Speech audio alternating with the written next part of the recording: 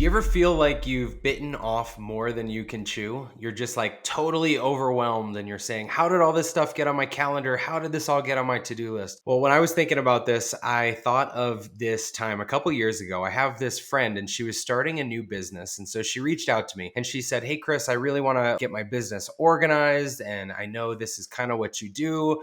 I would be so grateful if you would spend some time with me planning some things out. And so I said yes. She's been a friend for years. I said yes. And we had this date on the calendar. A few days before that date popped up, she texted me and said, hey, I hate to do this, but I need to cancel or reschedule our meeting. I've just had so many client things pop up this month and I'd love to circle back with you.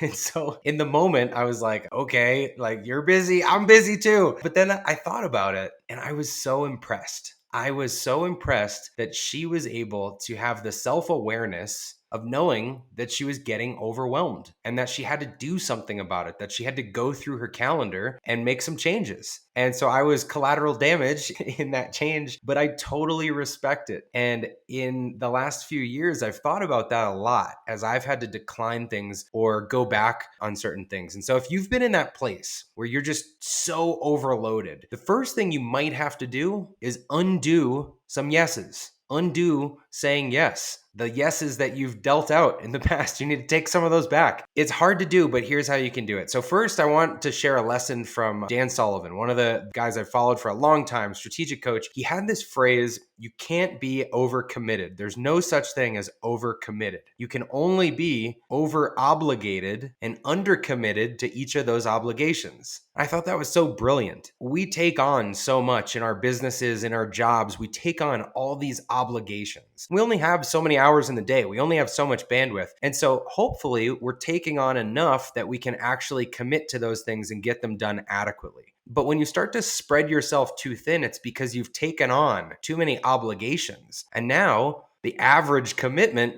level has dropped. You're undercommitted to those obligations. So I think that's a great frame of reference, a great phrase to think about going into this. So first, you can only be committed to so much. You can only be obligated to so much. So for me, some of the things that I was obligated to were entrepreneurship groups. I love mastermind groups. I love groups with peers. I love learning. And I was getting educated in all these different ways. I was in a group that was focused on SaaS. I was in a group that was focused locally in Arizona where I am. I was in a group that was businesses over a certain size. I was in a strategic thinking. And I realized all of a sudden I'm in these 4 groups and I don't have time to be in 4 groups and still be running a business. So I had to look at those commitments and group them together and say, okay, I have all of these different commitments that are about education, learning, networking, peer mastermind. What's the one that produces the biggest ROI for me? And how do I just commit to that one? And actually even double down on my commitment. Maybe join the board, maybe take on more responsibility, maybe get to know the members in that group much better because I haven't been as involved as I should be. I'm not getting the ROI. I'm not taking advantage of this group. So what I did is just group those similar commitments. And so maybe internally for you, grouping similar commitments, maybe they're meetings that you're in. Are there meetings that you don't have to be in? We had this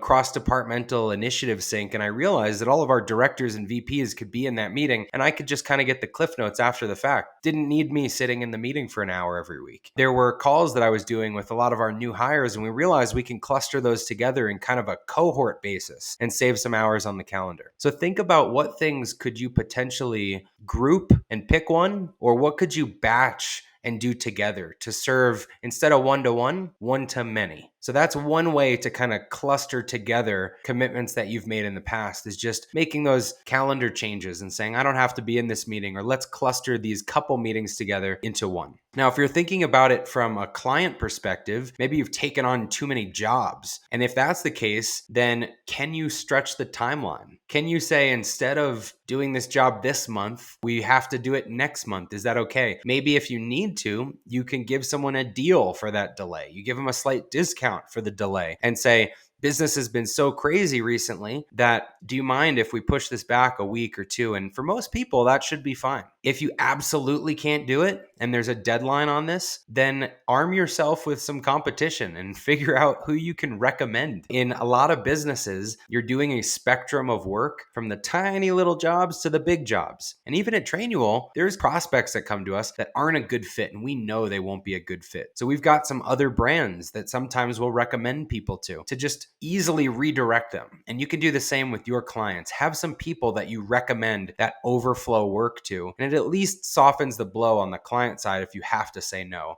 and take back a yes. On the employee side, if you're working at a company and you feel like you've just got so much on your plate, you must have taken on all of those commitments and said yes, yes, yes, yes, because you think it's making you look good and you want to look good in the business. But this will end up biting you. It will end up being bad. When you say yes too many times, it starts to become a negative because the things start to suffer. Remember, over obligated, under committed, and that applies to your task list as well. So the best thing you could do is get with your manager and have that same self-awareness that my friend had and say, there is a ton on my plate right now. Let me show you all the stuff. Here's a list of everything that's on my plate. I want to make sure I'm doing the most important things for the business. So can you tell me which of these things I should get done first? And then if there's other things on here that maybe I can't do, is there someone else on the team that could come in and help me with this project? Or could I do it next week or next month? Similar to clients, if you can stretch that timeline, you can still get everything done, but you may need to renegotiate some due dates.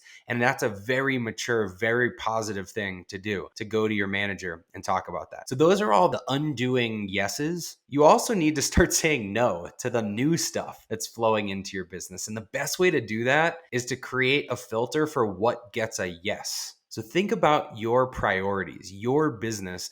What matters to you? What are your goals for this year? And if you can crystallize those things, those goals, whether they're personal or professional, use them as a filter for what gets a yes. And then when people are requesting your time or clients are coming and knocking on your door, you have that filter and you say, oh, I'm only working on projects that are during these hours. I'm only working on clients that are this size engagement or that are this industry or this niche, but you've got that filter. Now, it may also be business kind of goals, and you could be getting asked for people that just want to pick your brain and want to meet for lunch and want to grab coffee. And sometimes it's hard to say no to those people. But if you have a filter for your priorities and your goals of what needs to get done in your business, then what you can do is tell those people, I'm sorry I can't meet with you right now because I have some other big priorities right now that I'm focused on this quarter or this year. So I'm heads down. No one will argue with you on your priorities. If you say, I have some other priorities that I'm really focused on, no one will argue that they should be higher than your priorities because they don't know what your priorities are. And so when people are asking for your time, they're,